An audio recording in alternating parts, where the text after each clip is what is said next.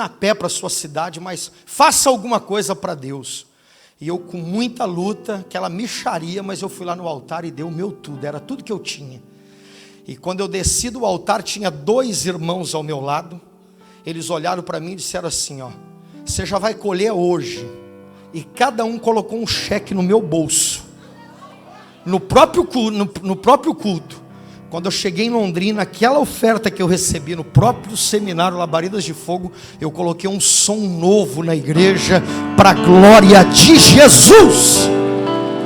Então eu sou abençoado pela vida de vocês. Amém. Ruth capítulo 1, verso 16. Ruth capítulo 1, verso 16.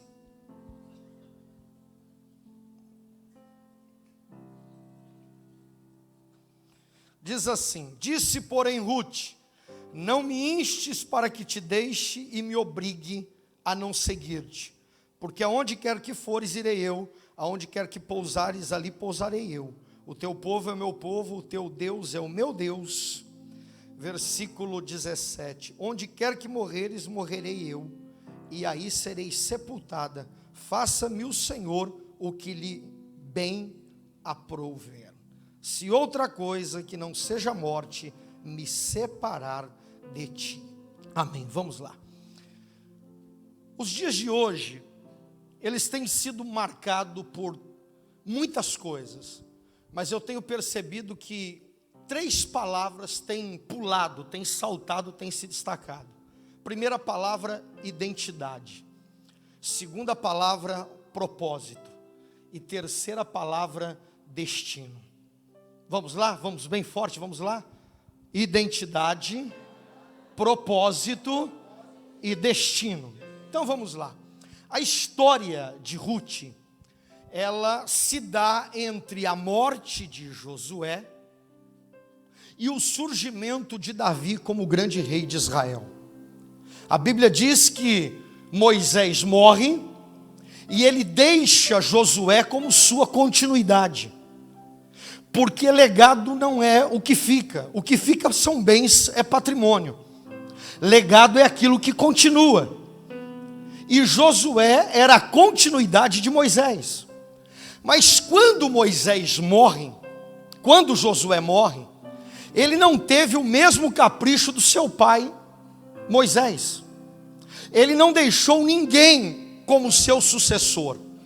A Bíblia diz que Caleb já tem idade avançada, não tem mais tudo que se precisava para dar continuidade, porque o seu tempo também estava terminando. E esse período entre a morte de Josué e o surgimento de Davi como rei, nós vamos perceber que o povo vive altos e baixos. Se nós observarmos os dias que nós estamos vivendo, nós vamos perceber que o povo, infelizmente, pastores, lideranças, também estão vivendo altos e baixos. E aqui, algo para você gravar no seu espírito. A Bíblia diz que Deus não faz acepção de pessoas. Deus ama a todos. Agora, o nível que cada um vai viver, aí depende da nossa fome, depende da nossa decisão, depende do nosso posicionamento. Ao longo da história nós vamos encontrar pessoas que tinham tudo para marcar sua geração e se perderam. Vamos encontrar pessoas que eram verdadeiros improváveis, tinham tudo para dar errado, mas decidiram dar certo. Por que a gente chega numa cidade e a maior igreja, como por exemplo Londrina, o Brasil para Cristo, aí você já vai numa outra cidade, você chega em Limeira, o templo da Quadrangular cabe 7.500 pessoas. Aí você vai em outra cidade, é uma Assembleia de Deus. Aí você vai em uma outra cidade, é comunidade. Por que essas coisas estão acontecendo? Porque por mais que Deus ama a denominação, por mais que Deus gosta da instituição, por mais que as grandes denominações tenham o seu valor no Brasil e no mundo, Quando Deus encontra um profeta, um povo com fome, uma cidade a fim de marcar a sua geração, independentemente do nome que está lá na placa, Deus estabelece uma obra extraordinária, acima da média, poderosa. E o seminário Labaredas de Fogo é uma chave, é uma porta que o Espírito Santo deu para o Brasil. E por que não para? Porque o pastor Jerônimo compreendeu que o Senhor é a continuidade. Então Ele lhe confiou, e Deus está te levantando. É por isso que no meio de tantos nomes grandes no Brasil e no mundo, o Senhor está me dando esta oportunidade.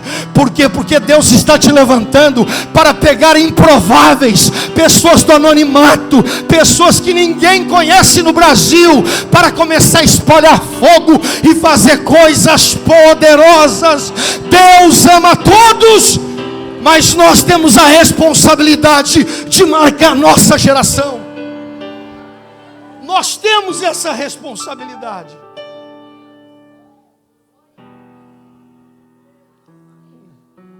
A Bíblia diz que neste intervalo, capítulo 2 de Juízes, Otiniel, o irmão mais novo de Caleb, a Bíblia diz que quando ele percebeu que Josué tinha morrido, que o seu irmão já estava cansado, e que o povo estava sendo oprimido e sofrendo, porque o povo não tinha muito uma referência de liderança, e a Bíblia diz que se não houver profecia, o povo se corrompe.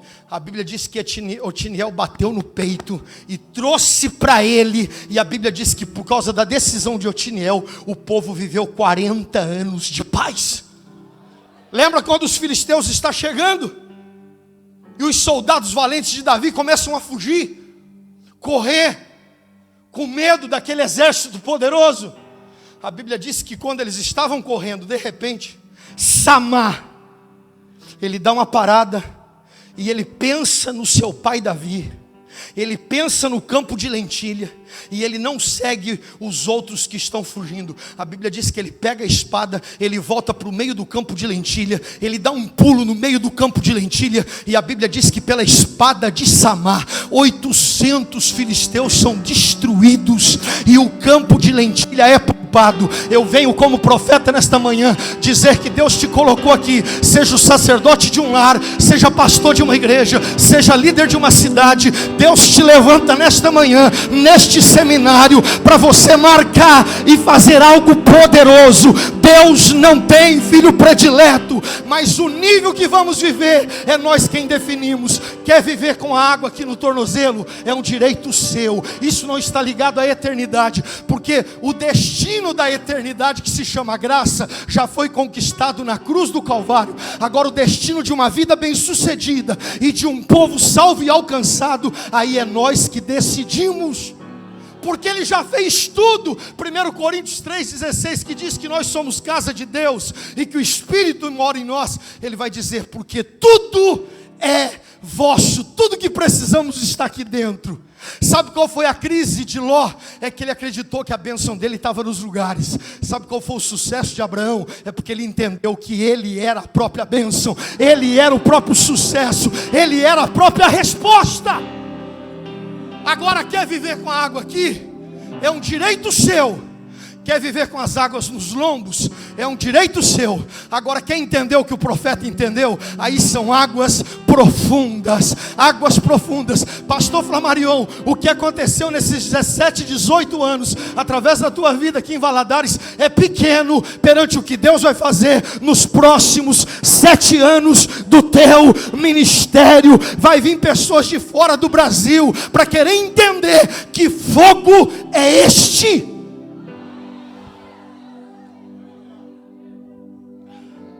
A história de Ruth se dá aqui, num período de altos e baixos. Agora olha o que a Bíblia diz. E nos dias que os juízes julgavam sobre a terra, Débora, Sansão, Gideão, Jefité, pessoas que tinham tudo para dar errado. Gideão era o mais pobre, do pai mais pobre, e ele se tornou juiz de Israel. Pessoas que marcou a sua geração. nos dias que os juízes julgavam, houve fome na terra, houve fome em Belém. Agora olha que interessante, Belém significa casa do pão, e Moabe significa casa da sedução, casa dos desejos. Agora, isso aqui é profético para o Brasil e para o mundo nos dias de hoje. Enquanto pessoas estão saindo do propósito, outros estão entrando no propósito.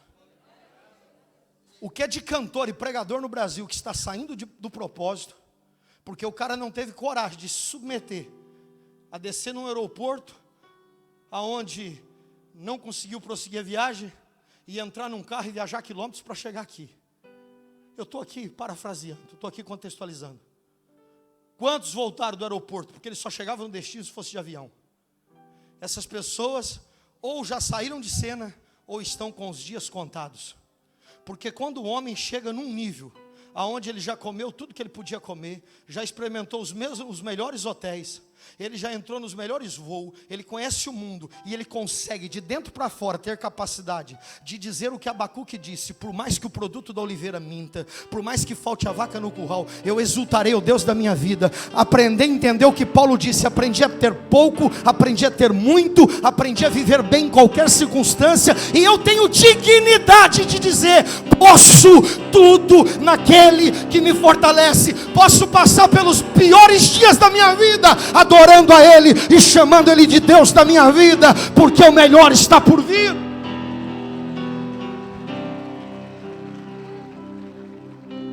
Elimeleque pega Noemi, Quilion e Malom, e a Bíblia diz que eles vão para Moabe.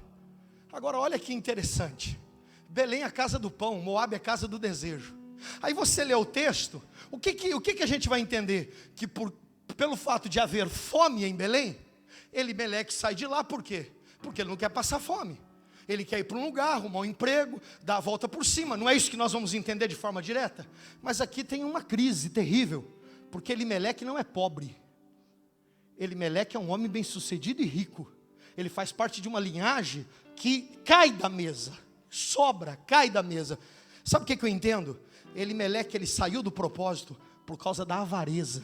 Sabe por que ele foi embora de Belém? Não foi para querer se dar bem em outra cidade, ele já se dava bem economicamente. Ele foi embora de Belém porque ele não queria repartir o que ele tinha.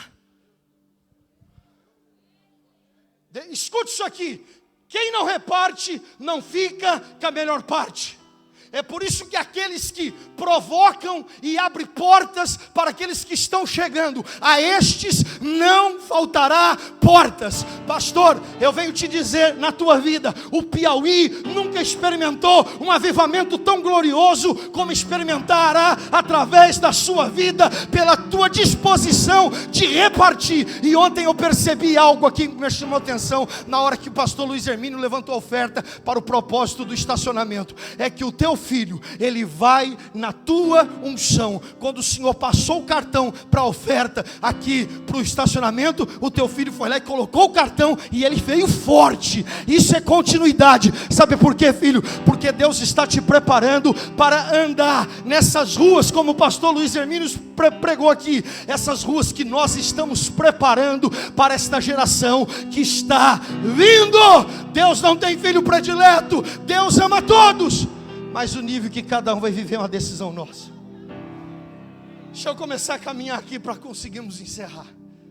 Irmãos, na cidade de Moabe, vamos encurtar a história, não temos tempo para entrar nos detalhes.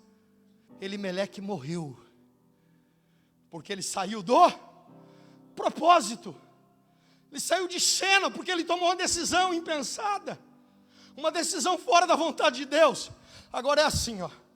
Se Davi comete um pecado e sai do propósito de Deus, ao mesmo tempo Deus não tem poder apenas para perdoar aquele pecado.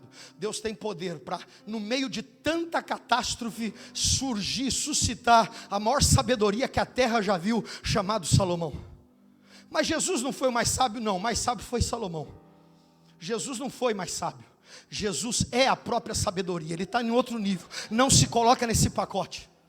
Esses dias eu vi uma seita dizendo que Lúcifer e Jesus são irmãos, porque eles vieram da mesma fonte. Não, não, não. Lúcifer foi criado sim por Deus, anjo de luz, e caiu por causa da rebeldia. Agora o nosso Jesus não foi criado. João capítulo 1, versículo 1. O verbo era Deus, o verbo estava com Deus, o verbo se fez carne, o verbo habitou entre nós. Então Jesus não fora criado por Deus. Jesus é o próprio Deus. Ele é o próprio Deus. Elimeleque morre. Por que Noemi não pegou a malinha, os filhos, e não foi embora? Um abismo chama outro abismo. Ela tinha liderança sobre os filhos tomaram decisões, os filhos se casaram. Vamos encurtar a história. Os filhos morreram. Quilion e Malom morreram. Quantos filhos estão indo pelo caminho dos pais, que não se posicionam, não chamam a responsabilidade? E aí a coisa ficou difícil, porque ficou uma mulher hebreia com 2 moabitas, 3 viúvas. Noemi então entende que ela precisa voltar para sua terra, porque ela é parente de Boaz e no mínimo ela vai ter uma aposentadoria pequenininha, para poder comer e beber o resto da sua vida. Então ela vai voltar para Belém, para viver pelo menos no mínimo. E aí ela chama Ruth e a outra por nome de Orfa, ou Orfa. Agora olha que interessante, a oportunidade foi dada às duas, mas uma decidiu viver uma vida acima da média. Uma decidiu marcar a sua geração, uma decidiu se posicionar. Agora olha o que o coração de um crente amargo faz.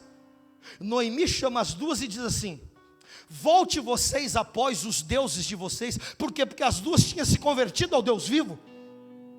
Olha o que um crente doente é capaz de fazer. Por quê? Porque ela está dizendo que a dor que ela está passando foi Deus que colocou nela. Deixa eu falar algo para você. Quando Davi diz que a mão de Deus pesou sobre ele, no original traz uma ideia mais íntima ainda. Não é essa mão pesando porque Deus é tirando, mas essa mão pesando no sentido de Deus tirando. Não é essa mão que oprime, é Deus dizendo o que Jesus depois disse: não dizeis que me pediu pão e recebeu pedra, que me pediu peixe e recebeu serpente. Quer dizer, a vida é feita de escolhas. Então Deus não está pesando a mão sobre o Brasil, a justiça de Deus está tirando a mão, mas ao mesmo tempo está colocando a mão sobre profetas e profetisas, sobre crianças, jovens e adolescentes, sobre igrejas, sobre cidades, que estão a fim de marcar a sua geração. A sua geração. Olha o que uma disse: tudo bem, eu vou pegar minhas coisinhas e vou embora. Diga aí para o teu irmão: se você quer pegar as tuas coisinhas e quer ir embora, é um direito seu. Agora, se você quer mergulhar no propósito, seja bem-vindo ao maior avivamento que você já experimentou. Irmãos, Ruth olha para ela e diz diferente. Vamos lá, olha aqui. Eu falei 3 palavras que está marcando a nossa geração, tanto nesse propósito do avivamento, como nesse mundo coach: identidade, propósito e destino. Olha o que Ruth vai dizer: o teu Deus é o meu Deus. Identidade. Sabe o que é o DNA de um homem? É Deus na vida dele, é quando ele descobre quem ele é em Deus. Aí ela vai dizer: o teu povo é o meu povo. Uma frase do próprio pastor Luiz Hermínio: Deus não une pessoas apenas, Deus une pessoas para um propósito. Isso aqui que eu vou falar vai ficar registrado. Esses últimos 5 anos eu vivo dores que o pastor Flamarion sabe, e eu dizia: Senhor, o Senhor tem pessoas para levantar nessa nação, para amenizar, para me tirar da dor e me colocar numa posição melhor. E ontem o pastor Cláudio Duarte reconheceu aqui no altar que no momento de dificuldade dele, onde ele não queria nem fazer a barba, ele encontrou o pastor Jabes, que chamou o pastor Flamarion, que pegou o pastor Silas Malafaia e mais um pastor, e foram lá no sítio dele, na chácara dele, orar por ele. Aí depois vem o pastor, o Tiago Brunet, e ele diz o quê? Que Deus usou 4 pessoas para provocar milagres na vida daquele doente. E aí eu estava aqui, eu falei: Deus, o Senhor tem portas abertas para a minha vida. Eu sei que o Senhor ainda tem, nem que for 30 minutos, 15 minutos, mas me dê a oportunidade de dar um glória, me dê a oportunidade de ver alguém levantando as mãos. E aí ontem o pastor Flamarion falou: Ricardo, nós vamos repartir o horário, suba lá e deixa Deus te usar. E eu estou aqui na minha simplicidade para dizer para você que ontem o pastor Jerônimo disse aqui, mesmo depois de uma mensagem poderosa do Tiago Brunet, eu venho dizer para vocês que ainda tem uma porção, ainda tem uma porção. Receba aí do Espírito. E eu peguei aquela palavra. Sabe o que me entusiasma na vida do pastor Jerônimo? É que aquilo que ele pregava há 25, 24 anos atrás, e que eu ouvia ele, é o que ele continua pregando. Esses dias uma irmã disse assim: por que o senhor está pregando a mesma mensagem? Eu falei o que o pastor Luiz Hermínio pregou. Eu falei, porque a senhora continua repetindo os mesmos pecados.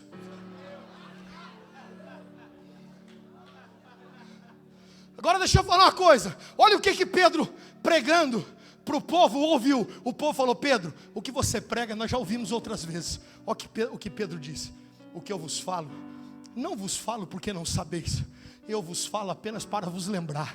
E ontem, vou usar esse termo com muito respeito, o nosso Abraão, vovô Jerônimo, subiu aqui no altar e deu uma aula de cura divina, de milagre, de avivamento, que Deus traz à existência o que não existe. E eu vou voltar, eu vou pregar em Rio Verde amanhã, num congresso de homens da Assembleia, e não vejo a hora de chegar em Londrina, olhar para o meu povo e dizer: cadê o primeiro doente? Chega aqui, em nome de Jesus, em nome de Jesus. Receba o milagre. Olha aí para o teu irmão e diga: você é a revelação para a tua família, para a tua cidade, para o teu povo, para esse país. O que vai mudar o Brasil não é um plano do governo. O dólar pode ir a 10, não vai faltar pão na tua mesa, não vai faltar portas abertas. Ele começou a boa obra, Ele é fiel para completá-la.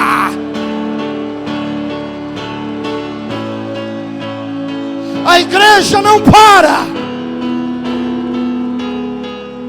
Vamos terminar.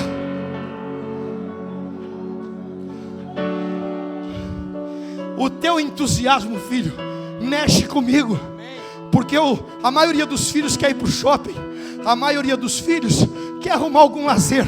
E eu vejo que você fica ali, ó, olhando para quem prega, dizendo: me dá mais, me dá mais, me dá mais, me dá mais. É a tua fome. Você é a continuidade daquilo que Deus confiou na vida do seu pai. O que Deus vai dar ao seu pai é muito maior do que o Brasil já viu. E você precisa estar pronto.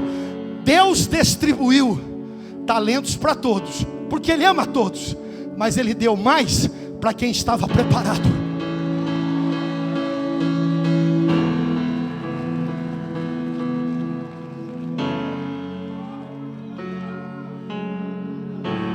Liguei para minha esposa e falei: eu vou dar um glória aqui. Ela falou: se você arrebentar, usou esse termo, se você arrebentar, quando você chegar em Londrina vai ter presente. Meu Deus do céu, eu sinto algo grande que vai acontecer.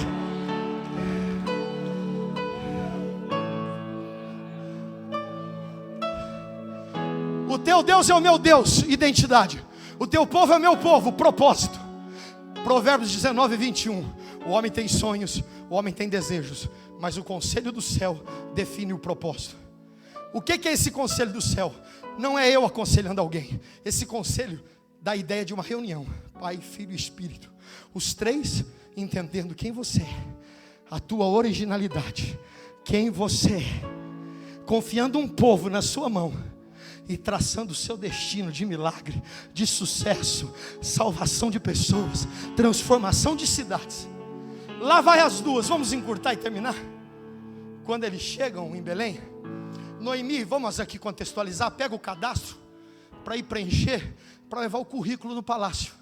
Ruth diz para ela: ô Noemi, guarda esse currículo, que eu não vim aqui em Belém para comer da migalha que cai da mesa de Boaz. Faz o seguinte, a tua idade é avançada, vai descansar, deixa que eu dou conta do recado. Eu dou conta do recado. A Bíblia vai dizer que Ruth, ela vai diante do palácio em busca de emprego, e ela vai escutar o seguinte: do lado de dentro do palácio trabalha a hebreia, do lado de fora trabalha os outros. Você é moabita, só tem vaga para você para colher espigas de cevada. Escute isso aí, dorme com isso na tua cabeça. Quem sabe quem ele é, ele não tem dificuldade de ser fiel no pouco, porque ele sabe que no muito Deus o colocará. Ele não tem dificuldade. Ontem eu e o pastor, lá de Rondônia, chegamos no hotel, eu tinha feito reserva, ele não tinha. A minha diária era R$ 170. Eu perguntei para o cara, e se nós dois ficarmos juntos? É 200 conto. Falei para ele, vai diminuir 79. Não é espírito de miséria, é que você economiza para gastar. Aprenda isso. Uma coisa é espírito de miséria, outra coisa é você economizar para gastar. Você economiza para gastar, economiza para gastar. Ficamos eu e o Nonato junto, que bênção. Hoje de manhã eu contei para ele, e ele chamou o Espírito Santo de cheiroso e me abençoou lá no quarto e disse, vai lá porque Deus vai te usar. Tem hora que você tem que ir para o pouco, tem hora que você tem que ralar, tem hora que você tem que abrir mão de alguns aconchegos para se submeter àquilo que Deus vai fazer. E ela foi colher espigas de cevada. Corre aqui vocês dois, rapidinho para mim terminar. Corre aqui no altar, corre aqui. Rapidinho para terminar, corre aqui. Isso. Fica vocês dois aí. Isso, vão colhendo espigas de cevada. Eu aprendi a fazer ilustração em 98. Vão com o pastor Jerônimo. Isso, vai lá. E Ruth, a Bíblia diz que ela foi nomeada para ir atrás dos segadores. Enquanto eles colhiam, ela ia pegando a sobra, o que ia caindo do bornar deles, ela ia pegando. Para um pouquinho. Ela foi perita em pegar a sobra que caía. Você é obreiro, você limpa um banheiro. Eu vi o auxiliar do pastor Flamarion.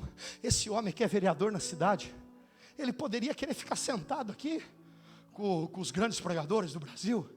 Ele decidiu servir, porque vai chegar a hora dele. Vai chegar, tem coisas que é uma questão de tempo. Eu vim aqui neste altar hoje para dizer que eu estou feliz. Ontem eu subi lá para jantar, pastor, com os pregadores. E aí, são 2 salas. E não cabia todo mundo numa sala. E aí um pastor disse assim, olha, você vai para cá. Então quando eu entrei ali, não tinha Tiago Brunet, não tinha a turma ali, mas tinha o Nonato, tinha o pastor lá de Vitória. E o Espírito Santo falou assim, se alegra com esse cantinho que eu te dei, porque você trouxe dinheiro para comer aqui, e você não está precisando gastar, porque o Flamarion está te honrando. Então se alegra com um pouquinho, mas eu poderia ficar lá bicudo, querendo ficar perto do Tiago. Deixa eu falar uma coisa para você, o que une nós a pessoas, não é aonde comemos ou onde bebemos, mas é o propósito que nos aliançamos, é o propósito que nós mergulhamos. Tem a hora certa. Vai por detrás, vai colhendo. Isso. Para um pouquinho, ela foi chamada e ouviu o seguinte: você foi perita trabalhando atrás, então nós vamos colocar você entre os colhedores, os segadores. Aí ela é colocada entre. Vamos para cá? Agora nós estamos colhendo. Isso. Não pode deixar cair. Eu pegava aqui porque vocês não eram perito. Sobrava para mim porque vocês não fizeram a parte de vocês. Ela estava dizendo, Orfa poderia estar comigo aqui, mas ela decidiu trilhar o caminho dela. Eu decidi fazer uma aliança. Então a coisa aqui tem que ser bem feita. Vamos lá. Isso. Ela foi tão perita entre eles que ela foi nomeada como líder deles. Leia lá o texto. Agora vem cá, vamos, cata. Isso, caiu ali. Isso, pega aqui, vamos. Isso, organiza aqui. Pare um pouquinho. Tem hora que você está aqui atrás, depois Deus te coloca entre, e depois Deus te coloca na frente. Aleluia!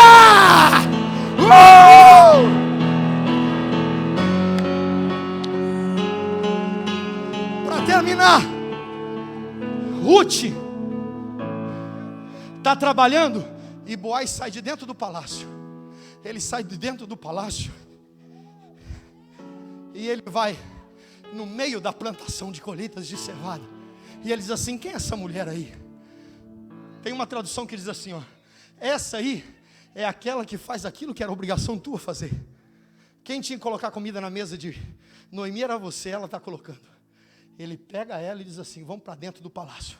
Você pode ser um moabita, você pode se sentir um nada, você pode se sentir um estranho, você pode se sentir sem espaço, mas Deus sai do trono, Ele dá ordem aos teus anjos para Ele vir pegar você lá no meio da colheita. Continue colhendo. A irmã cantando aqui disse que este homem colheu, é por isso que esse homem plantou, ele colheu, é por isso que nós estamos aqui hoje.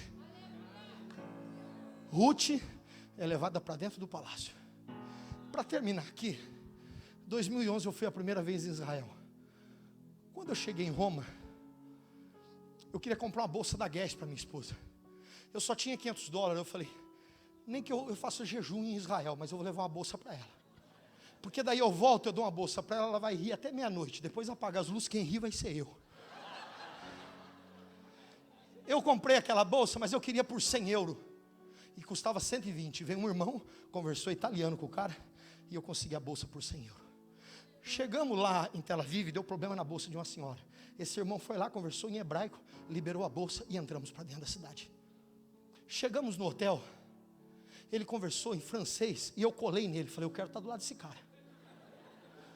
Ele viu um morenão bonito, sarado, ele diz, bonjour. Eu lá sei o que é bonjour, fui atrás, bonjour, bonjour, bonjour. Eu falei, é africano esse povo aí, é língua... Não, esse povo é francês. Fomos para o batismo no Jordão. Os pastores batizando aqui e um padre com uma caravana da China batizando umas chinesas do outro lado. Uma chinesa ficou assistindo o batismo dos pastores e foi abandonando o padre, escondidinho. Ela ficou num cantinho, numa viguinha assim, onde compra as túnicas ali para descer as águas. As lágrimas começaram a descer. Esse mesmo irmão foi lá, conversou em mandarim com ela, levou ela para dentro do Jordão, e no nome do Pai, do Filho e do Espírito Santo, pá! O padre se revoltou. Eu vi ele falando inglês, eu vi ele falando em espanhol, eu vi ele falando em alemão. Falei, você veio de qual planeta? Ele falou, eu vim de Rolândia, do lado de Londrina. Eu coloquei o primeiro sapato no pé, eu tinha 14 anos. Eu limpava o quintal do meu pai, do patrão do meu pai era tratorista. Eu não aceitava casca de laranja, sujeira no pátio. O terreno tinha que ficar bonito, de terra bonitinho, limpinho. Fui para a casa do meu tio em Curitiba, recebi uma oportunidade, fui trabalhar na Bosch do Brasil. Um dia eu peguei um carrinho para levar bobina para o setor que exportava para o México. Quando eu entrei no corredor, tinha um papel de bala caído no chão. Aquele piso bonito, eu parei o carrinho, peguei o papel de bala e coloquei no bolso. Falei, lugar de lixo não é aqui, é lá no lixo. Peguei no meu bolso, empurrei o carrinho, parei no lixo, tirei e joguei no lixo. Quando eu coloquei no lixo, uma mão me tocou. Quando eu olhei, um cara bonito de gravata falou para mim, peça para o teu superior te levar lá na onde eu me encontro, sala tal. Ele contou para o superior falou assim, é impossível. Esse cara é o presidente internacional da Bosch. Deixa eu falar uma coisa para vocês. O Boaz desceu do trono para ver Ruth. Deus desceu em Valadares para nos ver. E o presidente da Bosch desceu dentro da empresa, porque o gado engorda com o olho do dono. É por isso que o Senhor é o primeiro a chegar e praticamente o último a ir embora. Porque quem sabe quem Ele é, ele puxa a fila, Ele marca a sua geração. Deixa eu encurtar aqui e terminar que meu horário foi. Sabe o que esse menino recebeu? Um prêmio, porque o dono internacional da Bosch disse o seguinte, se você cuida de um piso que não é teu, imagina se eu tornar você um executivo da Bosch. O que você vai fazer? Quem cuida do que não é dele, Deus vai confiar coisas que serão dele. Esse menino foi levado para os Estados Unidos, e lá em Israel dava um provocador de milagres. Ele congrega lá no pastor Rogério Amorim, na quadrangular de Curitiba. Ele tinha 10 pessoas que foi com ele a R$10 mil, paga do bolso dele, porque ele disse, hoje eu falo esse idioma porque eu viajo o mundo, por causa de um papel, por causa de uma colheita de espigas de cevada. Boaz pega ela, e eu vou terminar, e traz Ruth e coloca dentro do palácio. Ruth trata ele bem, e Noemi diz, quando ele dormir, aqueça ele que ele vai ficar impactado com você. Aí vamos lá, Boaz está dormindo, Ruth vem por detrás dele, diz o texto, e aquece ele. Tem um texto, tem uma tradução que diz, toca no tornozelo dele. Quando toca nele, e ele acorda, ele fica impactado, ele diz assim, tem rapazes novos aí, você vai se casar. Ruth diz, não, eu sei quem eu sou, você é a porta que Deus abriu. Vamos terminar, os dois se casaram, geraram um filho, o nome desse filho, Obed. Gerou um neto, o nome desse neto, Jessé. Jessé gerou mais 8. Qual era o nome do improvável? Número 8, Davi. Davi gerou Salomão. E Boaz era filho de quem? Daquela que lá atrás cuidou de Josué, uma prostituta chamada Raabe. Deus pega uma prostituta, levanta um Boaz. Deus vê o erro de um homem chamado Elimeleque, levanta uma Ruth, une os dois no propósito, e ela marca a sua geração. Marque o Brasil, marque o mundo. Seja bem-vindo aos melhores dias da história da sua vida. Se coloque em pé e bata palmas para Jesus.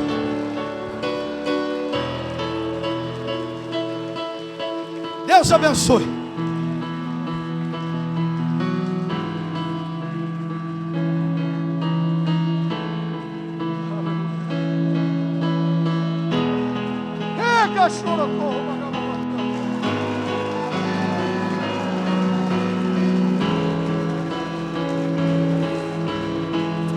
Ah, meu Deus, ainda de pé no seu lugar, que coisa linda. Eu sinto a presença de Deus aqui nessa manhã.